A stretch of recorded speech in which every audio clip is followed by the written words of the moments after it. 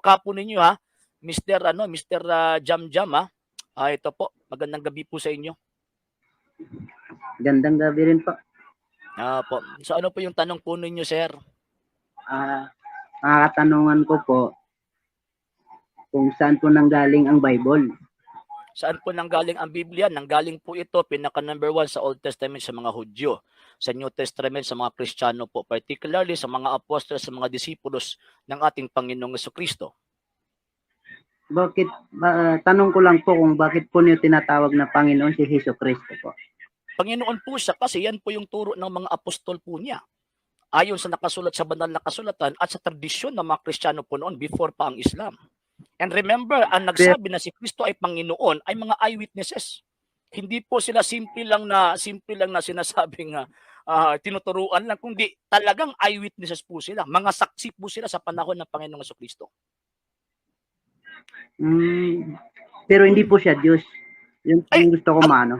Ang itinuro po ng mga apostol, Diyos po siya. Diyos po siya. Yan po yung turo ng mga eyewitnesses. Mas paniniwalaan po natin yung mga eyewitnesses kaysa sa atin po ngayon. Na nagtuturo na si Kristo ay hindi Diyos. Pero tanong ko lang po, kung sinabi ba ni Kristo na Diyos po siya? Opo, sinabi po niya, implied, implicit. Saan po mababasa na talata po yan? St. John chapter 10 verse 30 to 33. Anong sabi po niya doon? Babasahin po natin. Okay. Problema po sa inyo, hindi po kayo naniniwala sa Biblia. Pagkatapos hanapan niyo ako ng talata sa Biblia. Di ba? Magiging useless, kumbaga, di ba? Kasi hindi kayo Kristiyano, di ba? Pagkatapos naghahanap kayo ng talata sa Biblia. Kung magbabasa ko sa Biblia, alam ko naman po na hindi kayo maniniwala. Pero babasahin ko po para po sa inyo. Okay, St. John chapter 10 verse 30. Ito po yung sinabi. Okay.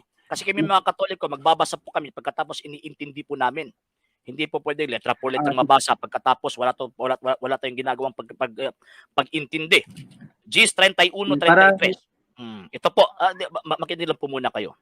Okay, ito po. Ako at ang Ama ay iisa. Nang narinig ito ng mga Hudyo, teka po muna.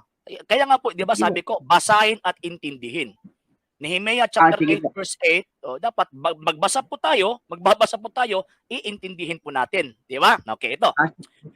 Ako at ang Ama ay iisa. Nang narinig ito ng mga Hudyo, muli silang dumampot ng mga bato para batuhin siya. Pero sinabi sa kanila ni Jesus, ipinakita ko sa inyo ang maraming mabubuting gawa na ipinagawa sa akin ng Ama.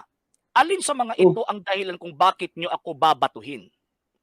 Alin po ba? Teka muna. I-continue po natin. I-continue po natin, ha? Okay, 33. Sumagot sila, hindi ka namin babatuhin dahil sa mabubuti mong gawa, kundi dahil sa paglapastangan mo sa Diyos, sapagkat sinasabi mong ikaw ay Diyos, gayong tao ka lang. So yung sinabi niya, I and my Father are one, naiintindihan ng mga Hudyo na umaangkin po siyang Diyos. Yun. Doon po, ang tanong ko lang po, kung sinabi ba niya na Diyos siya? Ay, balik po yung tanong. Ibabalik ko po yung sagot ko po. Hindi po ninyo naintindihan po yung sagot ko. Kinote ko po yung St. John chapter 10 verse 30, sabi ng Panginoon, I and my Father are one. Naiintindihan ng mga eyewitness, Mr. Jam Jam, ha? Naiintindihan po ng mga eyewitness, hindi po kayo ang eyewitness po doon. Ang eyewitness po doon, teka muna. Ang eyewitness po doon, alam po nila kung ano ang sinasabi ng Panginoong Jesucristo. Nang sinabi niya, I and my Father are one. Kaya nga, kumuha sila ng bato kasi according sa batas ng mga Hudyo, pag nag-aangkin ka na ikaw Diyos, blasphemous po yan. Blasphemy po yan. Kaya nga, babatuhin nila, papatayin po nila. Bakit po? Kasi nang sinabi ng Panginoon Jesucristo, I and my Father are one, so ang mga Hudyo po noon, nakagaya po sa inyo na hindi naniniwala kay Panginoong Jesucristo ay Diyos, ayun, babatuhin po nila. Hindi sa mabuting gawa ni Kristo, kundi nang sinabi niya, I and my Father are one, inaangkin po niya na si Diyos. Yun. Sige po. Ito po tanong, ha? Sino ba nagsabi ng Diyos? Yung ng bato o si Kristo? Ay, yung mga nang bato, naiintindihan nila. Ano ang sinabi? Teka muna. Mas nakakaintindi sila kaysa sa inyo po, Mr. Jamjam, ha?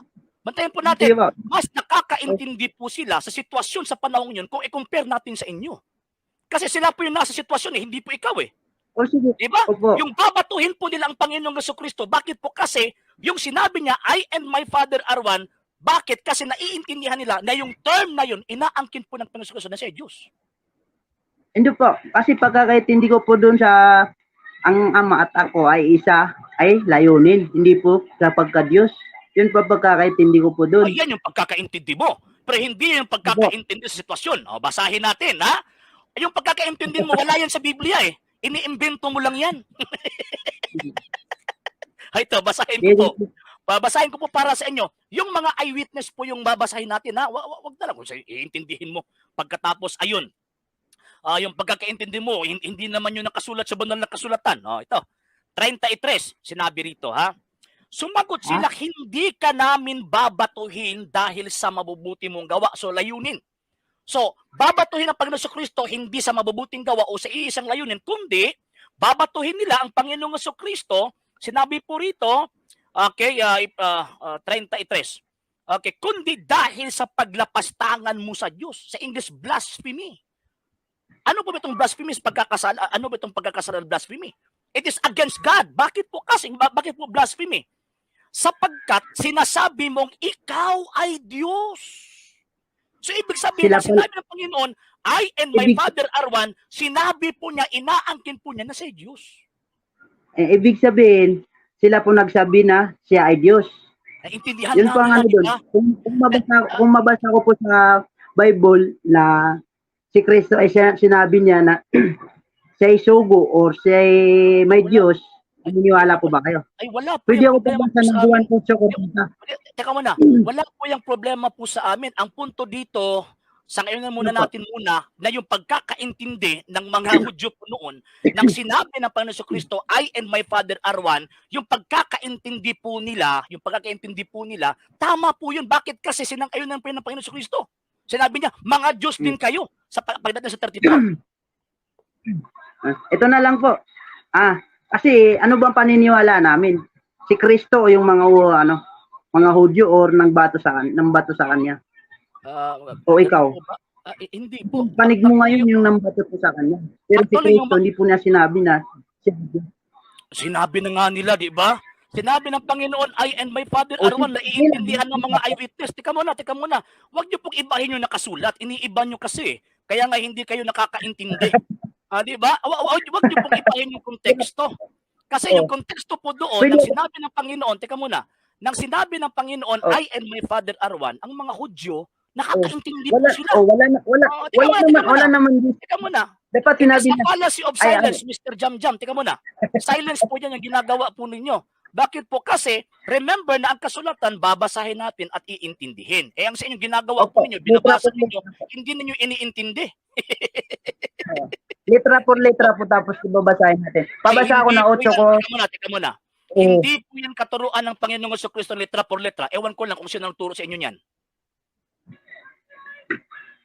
Sige nga po, bigyan nyo nga ako ng mabasa sa Biblia or kahit sa Quran na dapat pag magpapatunay sa tinatawag na katuruan, dapat letra por letra. Sige nga po, bigyan nyo nga po ng talata.